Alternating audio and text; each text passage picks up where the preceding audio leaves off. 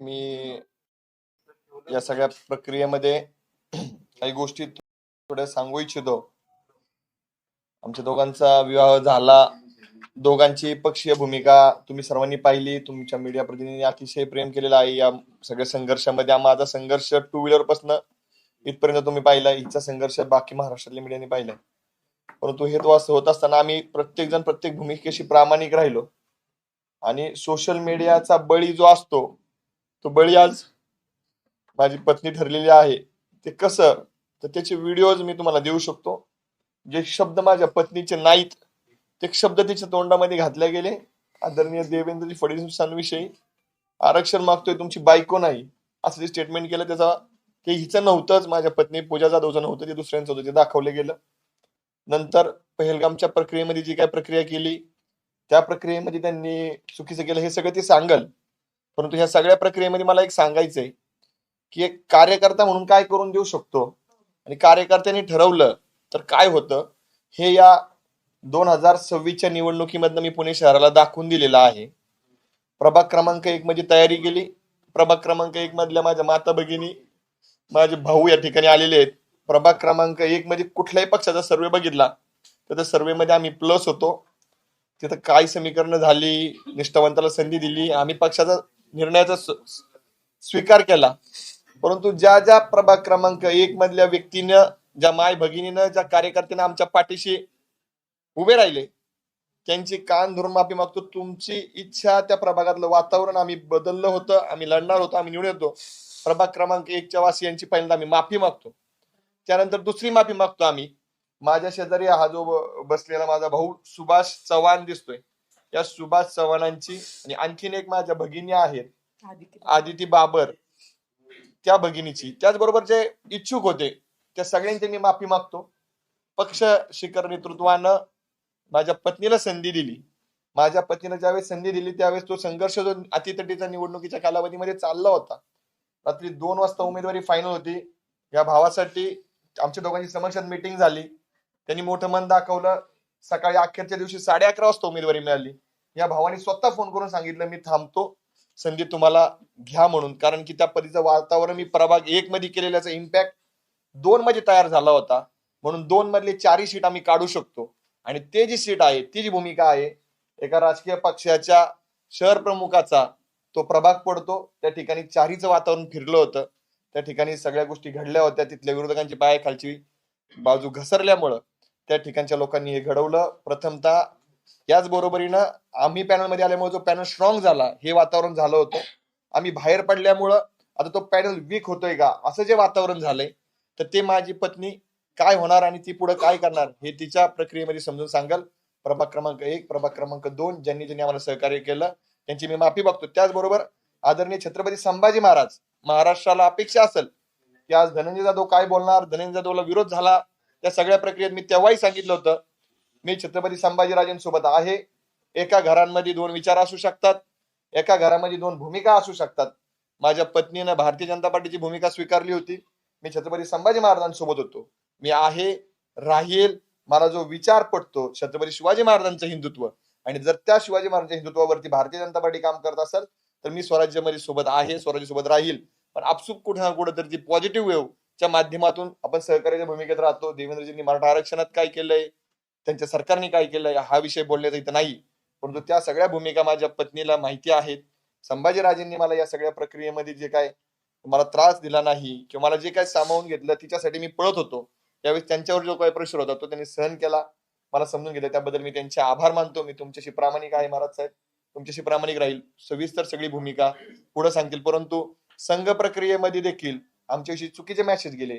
त्या चुकीच्या मेसेज मध्ये आमच्या खऱ्या प्रतिक्रिया समाजासमोर येण्यामध्ये आमचे बंधू तुषारजी दामगुडे यांनी मोठी भूमिका, त्यांच्या अनेक सहकार्यांनी भूमिका पार पडली. त्याबद्दल मी त्यांचा देखील, आम्ही दोघं नवरा बायको आभार मानतो. तुम्ही खऱ्याच्या पाठीशी राहिलात, त्याचे पुरावे आपल्याकडे आहेत. ती पूजा तिच्या वक्तव्यामध्ये सांगेल. थँक्यू. सर्वांची कार्यकर्त्यांची मी माफी मागतो. हा लढा असाच चालू राहील. तुम्ही जे ताईच्या पाठीमागे राहणार, जे ताईच्या राहतील, जे माझ्यासोबत आहेत ते माझ्यासोबत राहतील. ताई, आजचा दिवस माझ्यासाठी खूप अवघड दिवस आहे. मला हे सगळं बोलत असताना माझा मागच्या 10-12 वर्षाचा संघर्ष आठवतोय. मी बीड जिल्ह्यातल्या गेवराई तालुक्यातल्या गोदाकाठच्या निरगाव या अत्यंत छोट्या गावामध्ये जन्मलेली मुलगी होते. माझ्या कुटुंबाला कुठली राजकीय पार्श्वभूमी नाही. माझे वडील साधे ग्रामपंचायतचे सदस्य सुद्धा नाही. पण मी जे शेतकऱ्यांसाठी काम करत होते त्याच्यामुळे मला वयाच्या 21व्या वर्षी पंचायत समिती सदस्य म्हणून त्या ठिकाणी निवडून दिलं गेलं. आणि मला शेतकऱ्यांच्या वेदना कळल्या, कारण की मी शेतकऱ्याच्या पोटची होते म्हणून. त्यानंतर मी शेतकऱ्यांसाठी अनेक आंदोलने केले. माझ्या वयामधल्या सगळ्याच मुली असतील ज्या वयामध्ये नटत फुटत असतात, त्या वयामध्ये मी सगळं बाजूला ठेवलं. सकाळी एकदा आयुष्यामध्ये आरसात पाहिलं की दुसऱ्या दिवशीपर्यंत मी आरशात सुद्धा पाहायचे नाही. पण शेतकऱ्यांसाठी मी माझं आयुष्य झोकून दिलं. आणि ऐन तारुण्यामध्ये 5 गुन्हे माझ्यावर अंगावर दाखल झाले. आणि खूप कमी वयामध्ये मला न्यायालयाची पायरी चढावं लागली. हे प्रत्येक कार्यकर्त्यांच्या आयुष्यात होत नाही. मी हे सगळं जगत असताना आणि संघर्ष करत असताना अनेक कार्यकर्ते पाहिलेत की ज्यांना मोठं होता येत नाही, पदापर्यंत जाता येत नाही, निवडणुकीच्या यंत्रणेमध्ये काम करता येत नाही. पण मी नेहमीच महिलांचा, शेतकऱ्यांचा, शेतमजुरांचा आवाज बुलंद करण्याचं काम केलं. माझ्या खूप कमी वयामध्ये मी पोलिसांच्या लाटाकाटा खाल्ल्या. अक्षरशः मी माझ्यावर गुन्हे दाखल व्हायचे त्यावेळेस मी पोलीस स्टेशनला 5-5 तास 2-2 दिवस मी संडास बाथरूमच्या बाहेर झोपलेली आहे. आणि अनेक वेळा न्यायालयामध्ये ज्यावेळेस आपण शेतकरी गुन्ह्यावर काम करतो तर त्यावेळेस ते वकिलाचे पैसे भरण्यासाठी, न्यायालयाचे पैसे भरण्यासाठी सुद्धा माझ्या खिशेमध्ये पैसे असायचे. पण अशा परिस्थितीमध्ये त्यांचा आवाज बुलंद केला. माझ्या गेवराई तालुक्यातल्या कार्यकर्त्यांनी कधी माझ्याकडून वडापावची सुद्धा अपेक्षा केली नाही. मी बिनलग्नाची मुलगी होते. राजकारण घाणेरडं असतं असं म्हणतात, पण माझ्या बापाने एवढं मोठं दगड काळीच करून एवढं राजकारणामध्ये मला घातलं. पण मी सुद्धा तशी वागले आणि संघर्ष करत राहते. पुढे छत्रपती संभाजीराजांच्या आशीर्वादानं मराठा क्रांती मोर्चामध्ये आम्ही काम करत असताना संभाजीराजांनी आम्हाला एकत्रित आणलं आणि त्या ठिकाणी आमचं लग्न झालं. लग्नानंतर सुद्धा एकही दिवस नवीन नवरी म्हणून मी राहिले नाही. मी दुसऱ्या दिवशी प्रभागाच्या बाहेर पडले, तिकडच्या लोकांसाठी काम करायला लागले. पण हे सगळं करत असताना माणसाकडून चुका होतात. माझ्या आयुष्यामध्ये माझं पूर्ण आयुष्य शेतकरी विरुद्ध कारखानदार यांच्या संघर्षामध्ये गेलेलं आहे. आणि आज इथं मी खेड्यातली मुलगी शहरात आल्यानंतर 360 डिग्री मध्ये माझं आयुष्य पूर्ण चेंज झालेलं आहे. माझा लढा मागचा शेतकऱ्यांसाठी होता, पण या पुणे शहरामध्ये आणि या शहरामध्ये शेतकरीच नाहीत. तर ही मुवमेंट सगळी लक्ष घेण्यामध्ये माझ्याकडून काही चुका घडल्या असतील. लग्नानंतर आम्ही 20-23 दिवसानंतर काश्मीरला गेलेलो होतो. तिथं हल्ला झाला.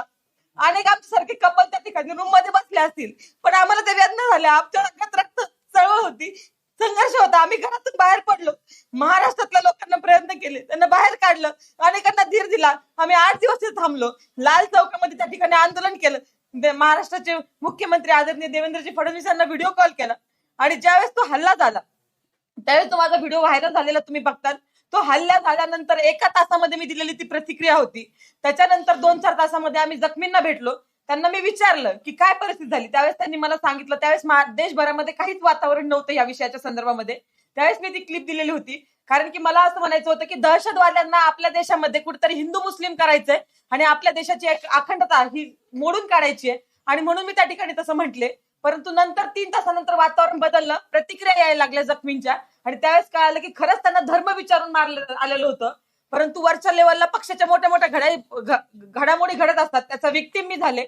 आणि त्यानंतर तो व्हिडिओ एवढा पसरला की नंतर मी भूमिका सांगितली माझी की हो, पहलगामचा आणि काश्मीरचा हल्ला हा फक्त धर्म विचारूनच झालेला आहे. परंतु मी ज्या पॉवरफुली ती भूमिका मांडली ती पॉवरफुली नंतर खाली जाऊ शकली नाही, कारण की मीडियाच्या माध्यमातून निगेटिव्ह गोष्टीला जेवढं पसरलं जातं तेवढं पॉझिटिव्ह गोष्टीला पडावा दिला जात नाही. आणि त्याचा विक्टीम मी झाले. आणि सोशल मीडियाच्या माध्यमातून त्याचा विक्टीम मी झाले. आणि त्याच्यामुळे ही सगळी घटना घडली. माझी भूमिका तिथपर्यंत पोहोचू शकली नाही. अनेकांना गैरसमज निर्माण झाले. आज पुन्हा मी प्रभाग क्रमांक 1 आणि 2 ची तयारी करत असताना सहन होत नाही की सामान्य घरचे मुलं की हे इथपर्यंत जातायत, लढतायत, उमेदवारी आणतात, हे अनेकांना सहन होत नाही.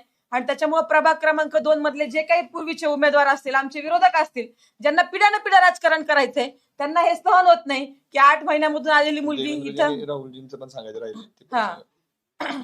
या 8 महिन्यामध्ये एखादी मुलगी येते, भारतीय जनता पार्टीची उमेदवारी मिळवते. त्यांनी पूर्ण प्रकारे प्रभाग क्रमांक 2 मधून निगेटिव्ह व्हिडिओ बनवले. त्याचबरोबर मी मराठा आरक्षण चळवळीमध्ये काम करत असताना त्यावेळेस आम्हाला राज्याचे मुख्यमंत्री आदरणीय देवेंद्र फडणवीसांना मराठा समाजाच्या भावना व्यक्त करण्याची संधी भेटत होती. मुंबईमध्ये पहिल्यांदा मराठा क्रांती मोर्चा झाला, त्यावेळेस मी वयाचे 20व्या वर्षी असेल. त्या समाजाच्या भावना मी मुंबईच्या त्या स्टेजवर मांडल्या. त्यावेळेस माझ्याकडून समाजाच्या भावनेच्या व्यतिरिक्त आदरणीय देवेंद्रजी फडणवीस यांच्याबद्दल खालच्या भाषेमध्ये एकही शब्द बोलला गेला नव्हता. पण कुणीतरी एक मुलगी होती क्रांती मोर्चातली, तिच्या तोंडातून असं वाक्य गेलेलं आहे की देवेंद्र फडणवीस साहेब, मी मराठा आरक्षण मागते, तुमची बायको मागत नाही. तर हे वाक्य माझ्या तोंडातील नाही, हे वाक्य कोणतरी इतर मुलीने बोललेलं आहे. परंतु आज ते माझ्या तोंड घशी पाडलेलं आहे आणि हे मीच बोलला सांगते. मी वारंवार सांगतेय की हे वाक्य माझं नाही, मी व्हिडिओ रिलीज करते. परंतु ही जी प्रभागातली टीम आहे विरोधकांची ट्रोलर्स करणारी, ही मोठ्या प्रमाणामध्ये फैलवत चाललेली, याचा विक्टिम, याचा बळी मी आज ठरलेले आहे. मला सगळ्यांना एकच विनंती करायची की सामान्य कुटुंबातून येऊन हे करणं. फोटो व्हायरल केले. हा, राहुल गांधींचा एक फोटो माझ्यासोबत व्हायरल होतोय आणि मी कुठेतरी त्यांच्या मुवमेंटमध्ये आहे आणि भाजपमध्ये मला एंटर केलं असं पण पसरवलं जातंय. मी शेतकरी संघटनेत काम करत होते. राहुल गांधींचा व्हिडिओ बघा आज पण. माझ्या छातीला शेतकरी संघटनेचा बिल्ला आहे आणि मी त्यांच्याकडे घेऊन कापूस घेऊन गेलेले. माझ्या गावाकडून मी एसटीने राहुल गांधींना भेटण्यासाठी पोहोचले होते, कारण की ते मराठवाड्यात आलेले होते. एसटीने पोहोचून सकाळी 5:30 वाजता मी त्यांना गाठलं होतं आणि त्यांना सांगितलं होतं की आयात निर्यात धोरण हे कापसाचं बदललं पाहिजे, त्याच्यावर काम झालं पाहिजे, तर शेतकऱ्यांना कापसाला न्याय भेटेल, शेतकऱ्यांना भाव भेटेल. परंतु आज ते कापूस वगैरे सगळं सोडून दिलंय त्यांनी. फक्त त्यांनी काहीतरी व्हिडिओ व्हायरल करायचा, एखादं कुणाला तरी भेटतं. अशी खूप मोठी गँग मला वाटतं देशभरामध्ये झाली. याचं व्हिक्टिम सामान्य घरचे मुलं होतात. एक तर कार्यकर्ता कुणी आपल्या सामान्य घरात लढणारा तिथपर्यंत पोहोचत नाही. तिथपर्यंत पोहोचून धनाभाऊंचं लग्न झालं आणि त्याच्यानंतर मी तिथपर्यंत पोहोचू शकले. त्यांच्या आशीर्वादाने आणि त्यांच्या सगळ्या आजपर्यंतच्या केलेल्या कामामुळे मी तिथपर्यंत पोहोचू शकले. परंतु आणि सगळ्या सहकार्यांमुळे, धनाभाऊंना ज्यांनी ज्यांनी आजपर्यंत सहकार्य केलं त्यांच्यापर्यंत मी आज पोहोचू शकले. परंतु हे सगळं मोडीत काढण्यासाठी त्यांनी हे षडयंत्र केलेलं आहे. मला माहिती आहे की भारतीय जनता पार्टीने मोठ्या मनाने मला या प्रक्रियेमध्ये स्वीकारलं होतं आणि ज्यावेळेस आपलं लग्न होतं त्यावेळेस हिंदू धर्म संस्कृतीमध्ये आपण पतीला देव मानतो. त्या ठिकाणी मी माझं त्यांना देव मानून त्यांनी घेतलेला निर्णय हे त्यांच्या दोघांनी एकत्रितपणे विचार करून आम्ही भारतीय जनता पार्टीची पूर्ण आचारसंहिता असेल, त्यांचे नियम कानून असतील किंवा त्यांची एक ठेवण असेल, ती सगळी समजून घेऊनच मी भारतीय जनता पार्टीमध्ये प्रवेश केला होता. नेत्यांनी सुद्धा माझ्यावर विश्वास ठेवला आणि त्यांनी अनेक पक्ष देत नसतील उमेदवाऱ्या, परंतु भारतीय जनता पार्टीने माझं काम बघून, सर्वे बघून मला त्या ठिकाणी उमेदवारी दिली होती. असं इतर पक्षामध्ये होताना दिसत नाही. मी त्यांचे खूप खूप आभार मानते. परंतु कुठल्याही सामान्य कार्यकर्त्याचा जो 8x10च्या खोलीमधून येतो, धनाभाऊंचं 2017च्या पूर्वीचं आयुष्य बघा तुम्ही. 8x10च्या खोलीमध्ये धनाभाऊ मोठे झालेले आहेत. अक्षरशः त्या रूमला संडास बाथरूम सुद्धा नव्हतं. अशा परिस्थितीमध्ये धनाभाऊ मोठे झालेले, तिथंच बेडरूम, तिथंच किचन, वरतू कॅवलारू पडू नये म्हणून त्याला मध्येच खांब लावलेला. अशा परिस्थितीमध्ये हा कार्यकर्ता मोठा झालेला आहे. मग ह्या ट्रोलर्सला सगळ्यांना तुम्ही सहन करतात. मोठे मोठे लोक चुकतात. मी म्हणत नाही की मी चुकले नाही. पहलगामच्या प्रकरणामध्ये मी चुकले असेल, माफी पण मागितली, मी दिलगिरी व्यक्त केलेली आहे. अनेक मोठे मोठे लोक चुकतात, पण त्यांना तुम्ही ट्रोल करत नाही, तुमची शिकते तिथपर्यंत. पण सामान्य माणसाचा बळी घेताना तुम्हाला एक पोस्ट टाकणं, संघर्ष करणं, गुन्हे दाखल करून घेणं याच्यापेक्षा खूप पलीकडचं असतं हे. जस्ट मोबाईल हातामध्ये घेऊन पोस्ट टाकणं, ती व्हायरल करणं एवढं सोपं हे आयुष्य नसतं. मुलीचं तरी कायमच नसतं. आणि मला असं वाटतं की ते तुम्ही सगळेजण केल्याचं तुम्ही यशस्वी झाला. माझ्याशिवाय दुसऱ्या कार्यकर्त्याचं तुम्ही बळी घेऊ नये.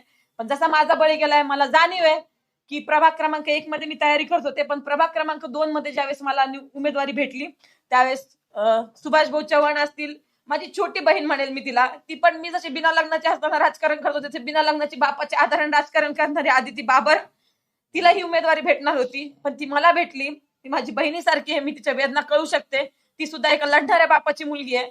तिच्यावर माझ्याकडून अन्याय झाला, तिची मी खूप खूप मागे मारते. पण भविष्य काळामध्ये जिथं कुठं मला यांना संधी देण्याचा प्रयत्न होईल त्यावेळेस मी सक्षमपणे माझा सगळा त्याग करून त्यांच्या पाठीशी उभा राहील. आज असं म्हणलं जाते की प्रभाग क्रमांक 2 मध्ये ह्यांना पॅनल कमकुवत करायचा होता म्हणून त्या ठिकाणी केलंय.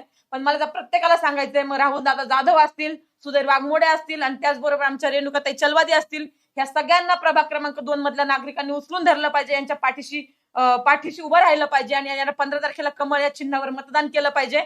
हे सगळं बाजूला सांगून मला एकच सगळ्यांना विनंती करायची आहे की मी भारतीय जनता पार्टीची आता कार्यकर्ता झालेली आहे. मी या पक्षामध्येच काम करणार आहे. सगळ्या संघ परिवाराने मला मोठ्या मनाने समजून घेतलं. अतिशय चांगली लोक आहेत ती, त्यांनी माझी भूमिका समजून घेतली आणि त्यांच्यासोबत मला काम करायचं. संघ परिवाराने मला समजून घेतलं आणि महाराष्ट्रामधल्या हिंदुत्वादी संघटनांनी सुद्धा मला विनंती करायची की इथून पुढच्या काळामध्ये मला हिंदुत्वासाठी, मी स्वतः हिंदू आहे, हिंदुत्वासाठी मला काम करायचं. तुम्ही सगळ्यांनी मला सामावून घ्यावं. आणि खेड्यातली मुलगी आहे मी, चुकली असेल, शहरातल्या सगळ्या गोष्टी समजून घ्यायला मी त्या समजून घेईल, ही चळवळ समजून घेईल, संघ परिवार समजून घेईल, हिंदुत्व काय ते समजून घेईल आणि तुमच्या मार्गदर्शनाखाली इथून पुढच्या माझ्या आयुष्याची वाटचाल करेल. झालेल्या सगळ्या चुकांबद्दल मी माफी मागते आणि शहरात आणि राज्यात त्याचबरोबर जिथं जिथं भारतीय जनता पार्टीच्या कार्यकर्त्यांना माझी गरज असेल तिथं मी जीवाचं रान करणार आहे. मला माहिती आहे की आम्हाला मराठवाड्यामध्ये म्हणायचे की आपली मराठवाड्याची शेतकऱ्याची वाघीण आहे, परंतु वाघीण ज्यावेळेस जखमी झालेली असते तर त्यावेळेस ती अतिशय जोमाने काम करते. तसंच भारतीय जनता पार्टीचे सगळे उमेदवार निवडून जाण्यासाठी मी जोमाने काम करणार. मी जसं स्वतःसाठी लढले असते त्याच्यापेक्षा जास्त मी त्यांच्यासाठी लढणार. आमचे सगळे फाउंडेशनचे कार्यकर्ते, धनाभाऊंवर प्रेम करणाऱ्या माझ्या बहिणी यांनी मी अतिशय नवीन असताना सुद्धा माझ्यावर बहिणीसारखं प्रेम केलं. त्यांचे ऋण मी आयुष्यात विसरू शकत नाही. मीडिया बंधू माझ्या पाठीमागे आतापर्यंत आयुष्यात अनेक वेळा तुम्ही उभा राहिल्यात, त्याच्याबद्दल मी तुमचे चरण धरते, तुमचे आभार मानते. भविष्य काळामध्ये सुद्धा तुम्ही या पुण्याच्या शहरामध्ये, मोठ्या शहरामध्ये जे कधी पाहिलं नव्हतं आपण शहर, ह्याच्यामध्ये तुम्ही मला सामावून घ्याल त्याबद्दल खूप आभार मानते. धनाभाऊ, राजकीय आयुष्य आपल्या दोघांचं आहे, पण माझ्यामुळं किंवा आपल्या एकत्रित येण्यामुळं तुमच्या राजकीय कारकिर्दीला काही झालं असेल किंवा होते, त्याबद्दल मी तुमची बायको म्हणून तुमचे चरण धरून तुमचे खूप खूप आभार मानते. तुमचे खरं तर लढणारे कधी रडत नाहीत. आयुष्यात मी तुला सांगितलंय रडायचं नाही, लढायचं. तर माझी माफी मागण्यापेक्षा पक्ष नेतृत्वाला तुझ्यामुळे जो काही त्रास झाला असेल त्यांची माफी मागणं उचित वाटतं आणि तू त्यांच्यासाठी तुझा घेतलेला पुढचा लढा तू पण लढावा एक पती कसा असावा, म्हणजे अनेक वेळा राजकारणात महिला आहेत, पती पुढे राजकारण करतो, महिला मागे राहते. पण धनाभाऊ विषयी सांगायचंय मला की त्यांनी कधी पण स्वतः मागे राहिले आणि तू आरक्षणावर महिलांच्या लढती ना, तू समोर फ्रंट आली पाहिजे, जनतेसोबत काम केलं पाहिजे, त्यांच्या प्रश्नांना तू भिडली पाहिजे. आरक्षणातली बाहुली म्हणून त्यांनी माझा कधीच वापर केला नाही किंवा त्यांचा पुरुषार्थ कधी त्याच्यामध्ये आडवा आला नाही. त्यांचे चरण धरते मी. एकच राहिलाय फक्त एक मुद्दा, एकच राहिला एक मुद्दा. महाराष्ट्रभरातनं आमच्या प्रगतीवरती, आमच्या सामाजिक कामावरती अनेकांनी वेगळ्या प्रतिक्रियेतनं गेले 6 महिने माझ्या प्रभाग क्रमांक 1 मधल्या राजकीय विरोधकांना याच पत्रकार संघाच्या प्रिमायसेस मध्ये एक कुरघोडी केली. या ठिकाणी त्यांनी चुकीच्या पद्धतीने माझ्याविषयी नरेटिव्ह पसरवला. त्या व्यक्तीपासून तर माझ्यासोबत आजवर मैत्री म्हणून केलेल्या माझ्या मित्रांनी अनेकांनी सहकार्य केलं. अनेक काही मित्र माझ्यापासून दुरावून राजकारणाच्या प्रतिष्ठेपायी त्यांनी वेगळी भूमिका घेतली. त्या सगळ्यांना, त्यांच्या कुटुंबियांना माझा सल्ला आहे, राजकारणामध्ये स्वकर्तृत्वानं कष्टानं पुढे यायचं असतं.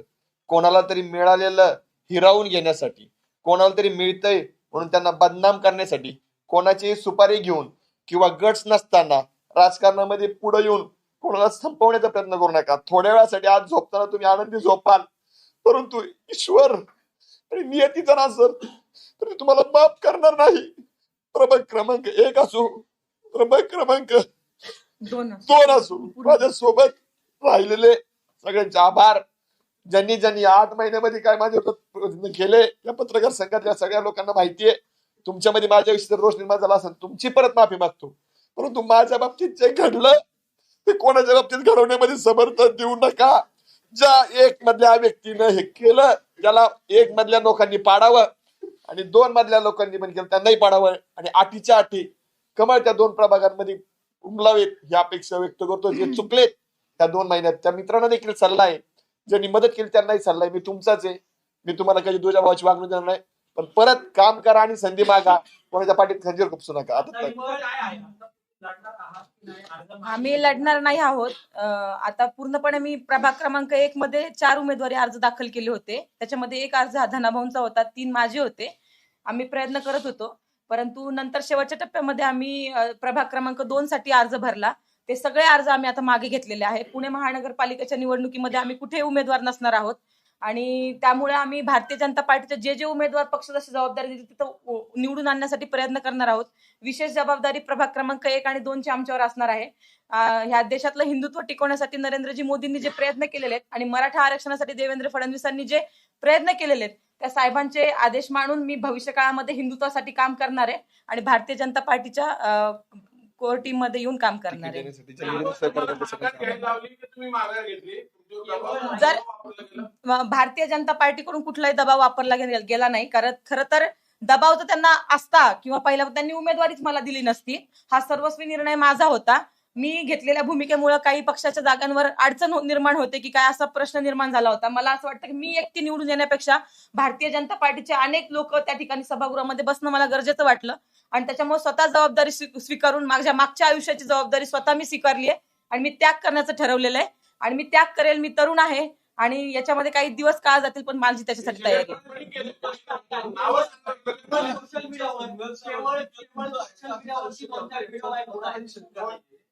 परत म्हटलं की तुम्ही सगळं ट्रोलर्सवरती टाकताय आता तुमचा संघर्ष काय याच्यावरती कोणाला शंका आहे. विषय असा आहे की ज्या पक्षाने तुम्हाला आता माघार घ्यायला हवी त्या पक्षात गेले 15, 20, 25 वर्ष कार्यकर्ते काम करतायत. ज्यावेळी त्यांना तिकीट मिळत नाही आणि 1-1.5 वर्षापूर्वी पक्षामध्ये आलेल्या व्यक्ती तिकीट मिळतं त्याचा रोष दिसतो हा म्हणून मुद्दा आहे. नाही, खरं तर भारतीय जनता पार्टीने ही आपल्याला उमेदवारी दिली होती. त्याच्यानंतर सर्वस्वी निर्णय हा माझ्यावर होता की काय करायचं काय नाही. तो आम्ही कुटुंबाने एकत्रित बसून आणि मला वाटतं कुटुंबाने नाही घेतला, आम्ही दोघांनी तो निर्णय घेतला. त्याच्यामध्ये कुठल्याही प्रकारचा दबाव आमच्यावर नव्हता. भारतीय जनता पार्टीने लढण्यासाठी आणि तो पॅनल स्ट्रॉंग होण्यासाठीच आम्हाला उमेदवारी दिलेली होती. त्याच्यामुळे त्यांच्यावर कुठलाही रोष नाही, दबाव नाही. परंतु मी त्यांचे खूप आभार मानते की 41 जणांचे तिकीट चांगल्या लोकांचे त्या ठिकाणी कापले गेलेले आहेत. तरी पण भारतीय जनता पार्टीने आमच्या कामावर विश्वास ठेवला, आमच्या दोघांवर विश्वास ठेवला. त्यांचे आभार आहेत आणि ते आभार मी आयुष्यभर विसरू शकत नाही. त्यांचे खूप खूप आभार. सोशल मीडियावरती 2-4 व्हिडिओ व्हायरल होत आहेत किंवा एखादा निगेटिव्ह सेंड केला जातोय असं तुमचं म्हणणं आहे आणि त्यामुळे तुम्ही उमेदवारी माग घेताय. कदाचित मतदानरूपी मतदारांनी वेगळा कौल दिला असता, सोशल मीडियावरच्या गोष्टी वेगळ्या असतील आणि मतदान करताना लोक विचार वेगळा करत असतील. इतकी घाईघाईने उमेदवारी अर्ज का मागे घेऊ वाटला तुम्हाला? नाही, खरं तर हा जो निर्णय होता तो मला का घ्यावा वाटला कारण की प्रभाग क्रमांक 2 मध्ये तशी कंडिशन नव्हती. मी निवडून येणार होते, आमचे 4ही सीट निवडून येणार होते. प्रभाग क्रमांक 1 मध्ये सुद्धा तशी कंडिशन होती. परंतु आज आपण बघतोय की नरेंद्रजी मोदी जे निवडून आले देशामध्ये त्याच्यामध्ये सोशल मीडियाचा मोठा प्रभाव होता. आजची तरुण पिढी ही सोशल मीडियावर खूप भाळलेली आहे आणि तिथं वातावरण असं निर्माण होत होतं की हिंदुत्वाला कुठेतरी डॅमेज करण्यासाठी यांना घेतलंय का आणि ज्या एजेंड्यावर भारतीय जनता पार्टी लढते तोच एजेंडा जर आपण तिथं धक्का लावणार असेल, तो धक्का माझ्याकडून जर लागणार असेल तर असा डाग पक्षामध्ये प्रवेश करत असताना आणि वर्षाच्या पहिल्या दिवशी माझ्यावर नको होता मला आणि म्हणून मी हा निर्णय घेतलेला आहे. तुम्ही देवेंद्र फडणवीसांशी काही बोलणं झालं का तुमचं? कारण तुम्ही पक्षश्रेष्ठींनी कुठलाही दबाव आणला नाही म्हणताय. अर्ज मागे घेणं खूप मोठा निर्णय आहे. मी 65 जणांना उमेदवारी दिली होती. त्यातला तुम्ही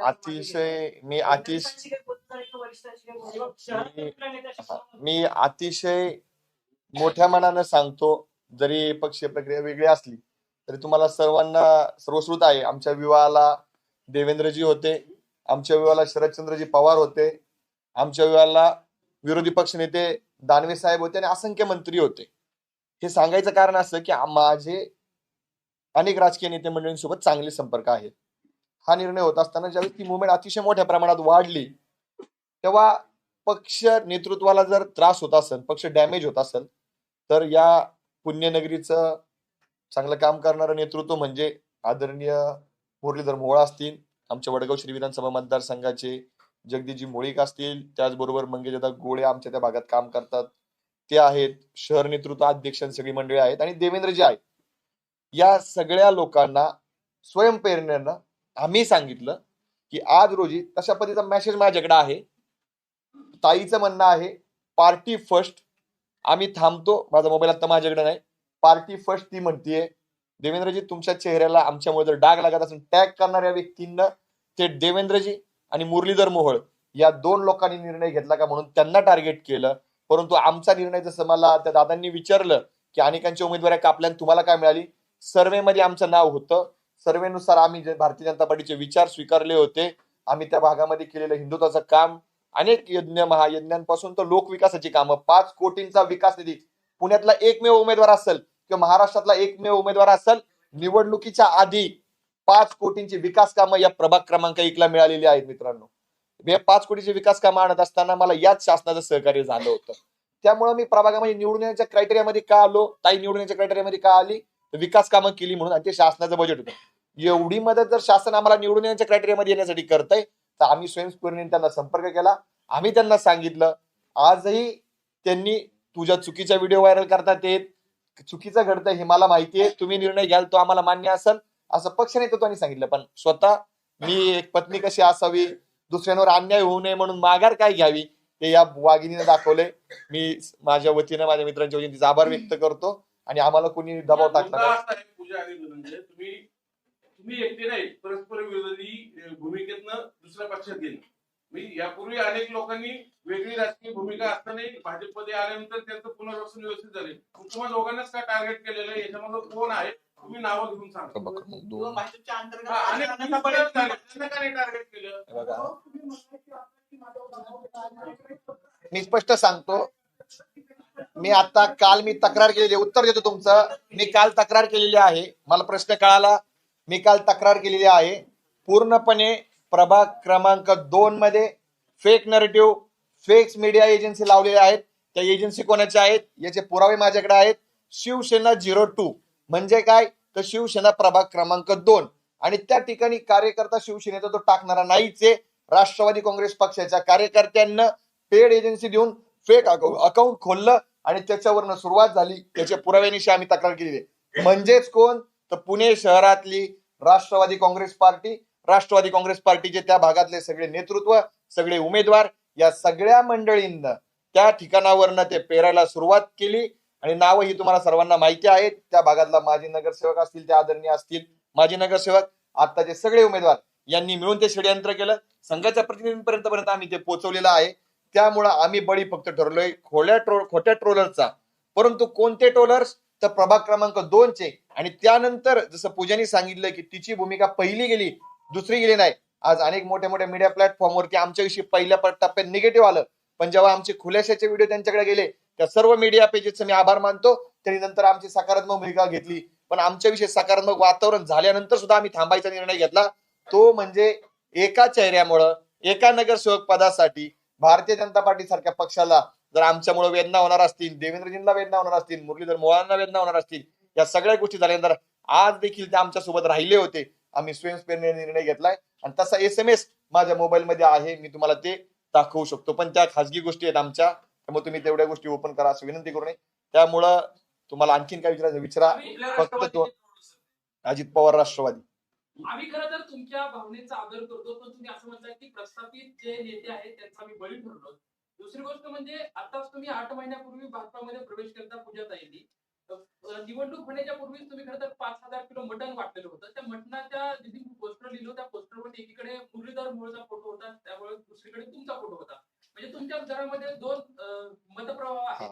आता तुम्ही म्हणताय की मी सोबत आहे. नक्की तुम्ही स्वराज्य संघटनेसोबत मला अपेक्षित होता हा प्रश्न येणं, आणि हे जे राजकारण तेव्हा पण घडलं ते याच गोष्टीमुळे घडलं.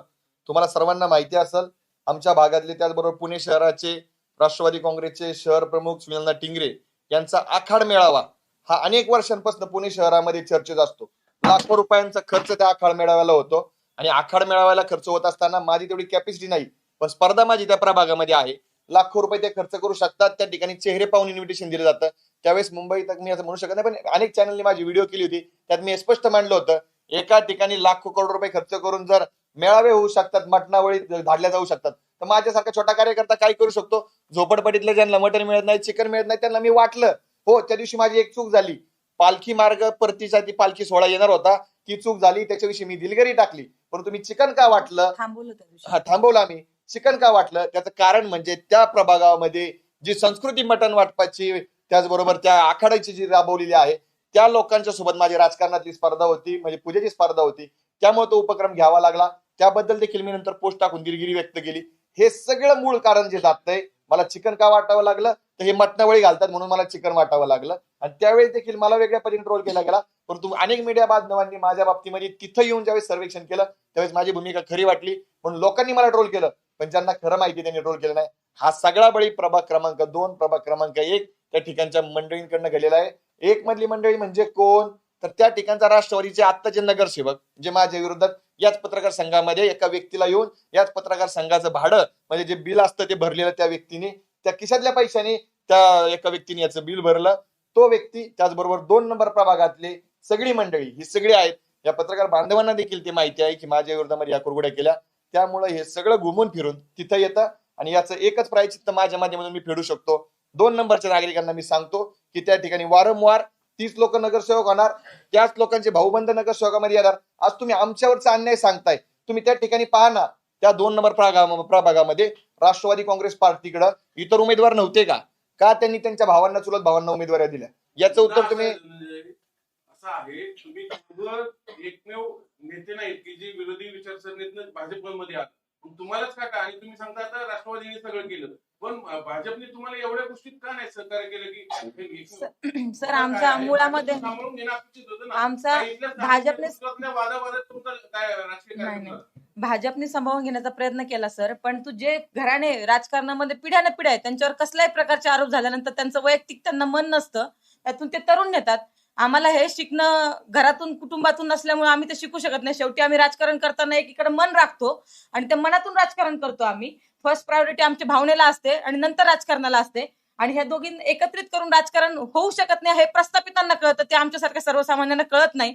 आणि त्याच्यामुळे आम्ही हा निर्णय घेतला की आपल्यामुळे जर कुणाला तोटा होत असेल तर आपण एकदा थांबलेलं बरं आहे, परंतु कुणाला त्रास होता कामा नये ही भूमिका आम्ही घेतलेली आहे, पक्षाची नाहीये. दुसरी गोष्ट म्हणजे तुम्ही असं म्हणताय की देवेंद्र फडणवीस बाबतीत जे वक्तव्य केलं ते माझं नाही, ते वक्तव्य तुमच्या तोंडामध्ये घातलंय.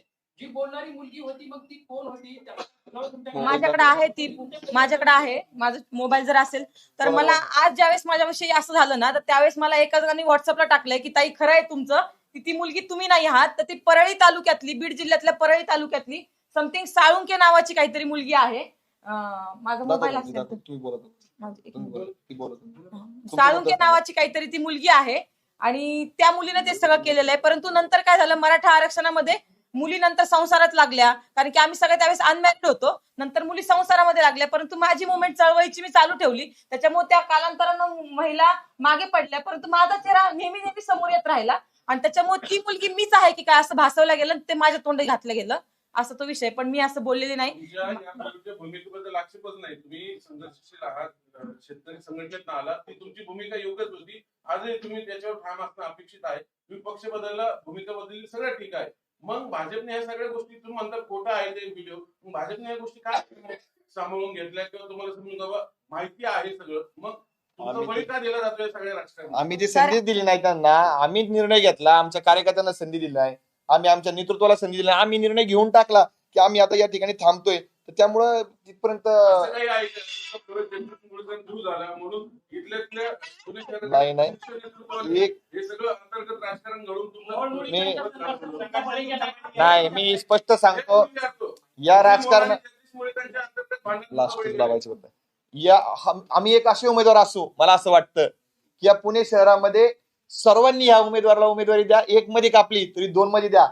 सगळी नावं जर काढली तर सगळी जण फक्त या पुणे शहरात एकमेव व्यक्तीच्या पाठीशी उभी राहिली असतील, ती म्हणजे पूजा मोरे. त्यामुळे संघर्षामध्ये अनेकांचे बळी गेले असतील, पण संघर्षामध्ये वाचणारी फक्त पूजा मोरे आहे, तिला उमेदवारी मिळाली. जगदीश मुळीक असू द्यात, मान्य मुरलीधर अण्णा असू द्यात, किंवा त्या भागातली सगळी नेते मंडळी हे आमच्या सोबत होते, राहिलेत.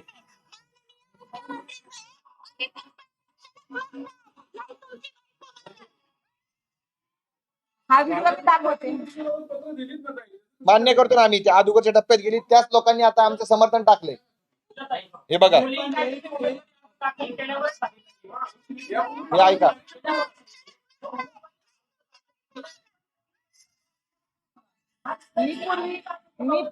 मी पूर्वी भाजपमधून इच्छुक होते, माझा प्रवेश कुठल्याही प्रकार झालेला नव्हता. माझ्या त्या दिवशी उमेदवारी अर्ज मला भेटला, त्यानंतर माझा भाजपमध्ये प्रवेश झालेला आहे आणि त्याच्यानंतर या घटना घडलेल्या आहेत सगळ्या. मी भाजप पक्षाकडून पूर्वी इच्छुक होते, पण भाजपने मला स्वीकारलेलं नव्हतं. ते 2 दिवसापूर्वी स्वीकारलं गेलं, ज्यावेळेस मला उमेदवारी अर्ज पडला, आणि त्याच्यानंतर या सगळ्या घटना घडलेल्या. पण ताई, एवढा मोठा पक्ष, एवढा मोठा सर्वे करणारा पक्ष, त्यांना माहित असेल ना का तुमच्या बाबतीत अशा पद्धतीचं ट्रोल होऊ शकतो? हो, नव्हतंच होणार. त्या गोष्टी हाच मुद्दा आहे. एवढं सॉरी एवढं सांगून पण आता फक्त तुम्ही म्हणताय का आमच्यामुळं काही लोकांचं बळी जाऊ शकतो म्हणून आम्ही. सर मी सांगू शकतो सर, मी तेच उत्तर देतो. एवढं सांगून पण आता सुद्धा पिक्चर क्लिअर होत नाहीये, आता सुद्धा क्लिअर होत नाहीये ती महिला ही नाहीच आहे, हे आम्ही सांगतोय. मग पहलगामच्या प्रक्रियेमध्ये किती झालेल्या प्रतिक्रियेनंतर आमची दुसऱ्या तासाला आलेली प्रतिक्रिया आणि 4थ्या तासाला आलेली प्रतिक्रिया, हे पहा. म्हणजे लोकांना होतंय काय, खोटं फास्ट पसरतंय आणि खरं लोक स्वीकारायलाच तयार नाहीये. आता तुम्ही देखील आमच्या प्रतिक्रिया 5 मिनिटांनी तुमच्याकडे देतो. पहलगाम अटॅक नंतर जो हल्ला झालेला आहे तो हिंदू धर्म विचारूनच मारलेला आहे आणि ज्यांनी मारलं त्या पाकिस्तानचा मारणाऱ्यांचा निषेध करते. ही भूमिका व्यक्तिगत यांनी मांडली आणि संघ म्हणून शेजारून पूजाताईंविषयी निगेटिव्ह भूमिका या तुषारदादांनी मांडली. पण तुषारदांची भूमिका त्याच बरोबर होती आणि पूजाताईंनी त्यावेळेस भूमिका घेतल्यानंतर त्यांनी देखील मान्य केलं की पूजाताईंनी मांडलेली भूमिका त्यावेळेची योग्य होती, नंतरची. बरोबर आहे का तुषारदादा? ते सेम डेचा व्हिडिओ त्यामुळं या सोशल मीडियात तुम्हाला आज ट्रोलिंग झाली नाही, यापूर्वी झालेलं आहे. यापूर्वी तुम्ही समोरून सगळे खुलासे केले, मग आत्ताच असं काय भाऊ केलं की नंतर फार अहो. तुम्हाला एक मुलगा करायचं होतं, दोन करायचं होतं, मध्ये काय केलं? हे कोण करायचं सगळं? सगळे दादा असं सिद्ध होते का? मी तेच सांगतो, माझं अनेक मोठ्या सोशल मीडिया किंवा थिंक टँक मध्ये काम करणाऱ्या लोकांसोबत बोलणं झालं. ते म्हणले ते म्हणले की तुमची ज्यावेळेस पहिली प्रतिक्रिया आली ते पाहून आम्हाला संताप वाटला, आम्ही व्यक्त झालो. मग त्यांना ज्यावेळेस आमची दुसरी प्रतिक्रिया गेली कमेंट मध्ये, त्यावेळेस ते म्हणले आम्ही चिंतन केलं, हे चुकीचं वाटलं म्हणून आमची भूमिका बदलतो. पण त्या कालावधीमध्ये एवढा वेळ गेला होता, नॅशनल लेवलला ट्विटरवर चालू झालं होतं, काँग्रेस हे सगळे याच्यामध्ये इन्व्हॉल्व्ह झाले, बाकीचे लोक इन्व्हॉल्व्ह झाले. सुरुवात प्रभाग 2 मधनं झाली, पण ते हिंदी मीडिया असू द्यात, हिंदी प्लॅटफॉर्म असू द्यात, ट्विटर असू द्यात, त्यामध्ये ट्रेंडिंगला चाललं आणि ते थांबवणं इतक्या सोपं नाहीये, म्हणून आम्हाला थांबावं लागलं. हे स्पष्ट पद्धतीने राष्ट्रवादीवर आरोप करताय, तुम्ही ज्या राष्ट्रवादीवर आरोप करताय, तुम्ही अजित पवारांनाही भेटले, तिथे भेटत नव्हतं ते. हा मग का कोण आहे ऐका ना, या तुम्ही आता म्हणता हिंदुत्वाची भूमिका घेतली, आम्ही सोबत राहणार. जर तुम्हाला माझ्यासोबत तुम्ही नेमकं विचारायची माझ्यासोबत बालाजीराव, माझ्यासोबत त्यावेळेस एक व्यक्ती होते, आम्हाला जर उमेदवारी मिळत नाहीये तर त्या व्यक्तीला उमेदवारी मिळावी, अशा प्रक्रियेच्या त्या ठिकाणावरती आम्ही गेलो होतो. त्या व्यक्तीलाही मी तुम्हाला भेटून देईल. ते व्यक्ती त्या ठिकाणी सतीश मस्के, सतीश मस्के, मग तेच सांगतो, सतीशजी मस्के, तेच सांगतो, बालाजी दादा, सतीश मस्के त्या भागातले जे आहेत ते देखील त्या प्रभागामध्ये इच्छुक होते.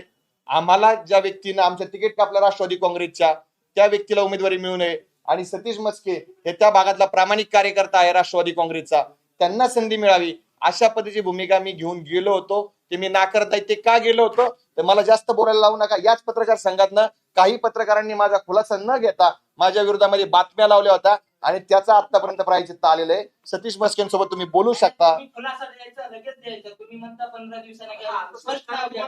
सतीश संभाजी महाराज, तुम्ही आता आरोप करू नका. तुम्ही स्पष्ट सांगा. मी स्पष्ट सांगतो, पहिलगाम हल्ल्याच्या बाबतीत तुमची आता भूमिका काय? किंवा तुम्ही सोशल मीडियावर सांगितलं होतं, काय वाटतं पहिलगाम हल्ल्याविषयी? आता म्हणजे बालाजी दादा आणि दादा, आता पण मी सांगतो, आमची स्पष्ट भूमिका आहे. पहिलगाम हत्याच्या दिवशी आम्ही प्रसिद्धी माध्यमांवर सांगितलं होतं दोघांनी पण, हिंदू धर्म विचारून गोळ्या मारलेल्या आहेत आणि ते चुकीचं आहे, आम्ही त्याचा निषेध करतो. या सगळ्या प्रक्रियेमध्ये तुम्ही सर्व प्रसार माध्यमांच्या प्रतिनिधींनी पुणे शहरातल्या, महाराष्ट्रातल्या माझ्यावरती जे उपकार केलेत, त्या उपकारामुळे मी या ठिकाणी आहे. तुमच्याविषयी माझा कुठलाही राग, लोभ, चूक नाही. मी तुमच्याविषयी काही बोललो असेल तर आत्ताही परत माफी मागतो, त्यावेळेसही माफी मागितली होती. तुम्ही आम्हाला पदरात घ्यावं, आम्हाला सेवा करायची आहे. आम्ही या निवडणूक प्रक्रियेतनं माघार घेतलेली आहे, परंतु पुणेकरांची सेवा आम्ही चालू ठेवणार आहे. अखेरचा मुद्दा करून आपण पूजा मोरे यांना बसला म्हणजे आता बघतोय आपण. ताई, तुम्ही सांगा, तुम्हाला काय वाटतं? मी तेव्हा जम्मू काश्मीर जाऊन जी काही भूमिका व्यक्त केली होती, त्या भूमिकेशी तुम्ही आता सहमत आहात का? पहिलगाम मध्ये जे झालंय, तुम्ही म्हणला तसंच काय झालं होतं का? आता काय वाटतं? नाही, त्यावेळेसच मी माझी भूमिका स्पष्ट केली होती की जो दहशतवादी हल्ला झालाय पहलगामचा, तर तो फक्त आणि फक्त धर्म विचारूनच झालेला आहे. परंतु ज्यावेळेस तो हल्ला झाला त्याच्यानंतर पहिल्या 1 तासामध्ये आम्ही तिथं होतो, त्यावेळेस ती माझी जी प्रतिक्रिया आलेली होती, त्या प्रतिक्रियेमध्ये मला असं सांगितलं गेलं होतं किंवा तसं वातावरण होतं की आपल्या देशामध्ये 2 विभाग झाले पाहिजे, म्हणून दहशतवादी वेगवेगळ्या पद्धतीचे प्रयत्न करतायत. म्हणून मी तिथं प्रतिक्रिया दिली होती की असं काही व्हायला नाही पाहिजे, आपला देश हा अखंड राहायला पाहिजे. पण ज्या वेळेस आपल्या पुण्यातले काही लोक तिथं होते आणि त्यांना मारल्या गेलं, त्यावेळेस मी त्यांना स्वतः जाऊन भेटले. त्यावेळेस त्यांनी सांगितलं की हो, की आपल्याला हिंदू म्हणूनच विचारलंय. त्यावेळेस मी माझी लगेच प्रतिक्रिया दिली होती की हो, पहलगामचा जो अटॅक झालेला आहे तो हिंदू म्हणून आणि धर्म विचारूनच झालेला आहे. माझी ती भूमिका त्यावेळेस सुद्धा होती, ती भूमिका आज पण आहे आणि ती उद्या पण राहणार आहे. आणि त्याच्यामुळे माझी ही भूमिका तुमच्या माध्यमातून सगळ्यांपर्यंत जावी असं मला वाटतं. आणि ती त्यावेळेस सुद्धा मी मांडली होती, पण त्याला जास्त व्हायरल केलं नाही लोकांनी. धन्यवाद. तुम्ही शेतकरी चळवळीत काम केलेलं आहे. शरद जोशी म्हणायच्या देशात भारत आणि इंडिया 2 प्रवर्ग आहेत. तुम्ही खेड्यातून शहरात आल्या, अजूनही शहर खेड्यातल्या मुलींना स्वीकारत नाही असं वाटतंय का? आणि विशेषतः भारतीय जनता पक्ष? नाही, स्वीकारणार नक्की. मी इथे आल्यानंतर तुम्हाला सांगते, आज शहरातल्या महिलांच्या डोळ्यामध्ये माझ्यासाठी पाणी आहे आणि मी खेड्यातली मुलगी आहे म्हणून पाणी आहे त्यांच्या डोळ्यामध्ये. प्रत्येकाची ती नाळ असते, ती माझी नाळ आहे आणि त्याच्यामुळे मला असं वाटतं की तुझा भाव माझ्या प्रभाग क्रमांक 1 मध्ये झाला नाही आज ज्यावेळेस मला उमेदवारी नाकारली त्यावेळेस ज्या महिलांचं पूर्ण आतापर्यंतचं आयुष्य हे शहरामध्ये गेलेलं आहे त्यांच्या सगळ्यांच्या डोळ्यामध्ये पाणी आहे, तुम्ही बघू शकता मागं पण कॅमेरा त्यांच्या दाखवा. डोळ्यामध्ये पाणी आहे. आता सुद्धा प्राणी आहेत, त्या त्याच्यामुळं पाणी आहे त्यांच्या डोक्यात. उलट ही जी दरी निर्माण होती, शरद जोशी साहेब सांगतात ही दरी कमी करण्याचं काम भविष्य काळामध्ये मला करायचंय. शहरातला माणूस हा खेड्यामध्ये गेलाच पाहिजे, खेड्यातला माणूस सुद्धा शहरामध्ये गेलाच पाहिजे. आपण माणसं आहोत शेवटी आणि ती एकत्र आलीच पाहिजे असं मला वाटतं आणि ते करण्याचं काम आहे. ट्रोलरचं मेसेज बघून तुम्हाला तिकीट नाकार तुम्ही असे मागे घ्यायला लावतो त्या भाजपसोबत जाण्यात तुमचा राजकीय निर्णय चुकला असं वाटत नाही? अहो आम्हाला आम्ही एवढ्या वेळेस सांगतोय, आम्ही निर्णय आम्ही घेतलाय, भाजपने उमेदवारी दिली, आमच्या अर्धवट भूमिका गेल्यात, त्यानंतर हे झालंय. त्यामुळं आता आमचे बरेच सगळे मुद्दे वारंवार आम्ही पूर्ण केलेले आहेत. तुम्ही जे सहकार्य केल्याबद्दल धन्यवाद, आभार व्यक्त करतो. 2014 मध्ये भारतीय जनता पक्षाने ट्रोलरची गँग ही सगळी बाजारात उतरवली होती. त्याच ट्रोलर गँगचा बळी भारतीय जनता पक्षाला बसलाय का? आणि नाही बळी नाही, भारतीय जनता पार्टीचे जे काय सर्व सीट निवडून येणार होते त्याच्यापेक्षा जास्त येतील आणि त्याच भारतीय जनता पार्टीसाठी पूजा ही पुणे शहरात सगळीकडे काम करताना दिसेल. धन्यवाद.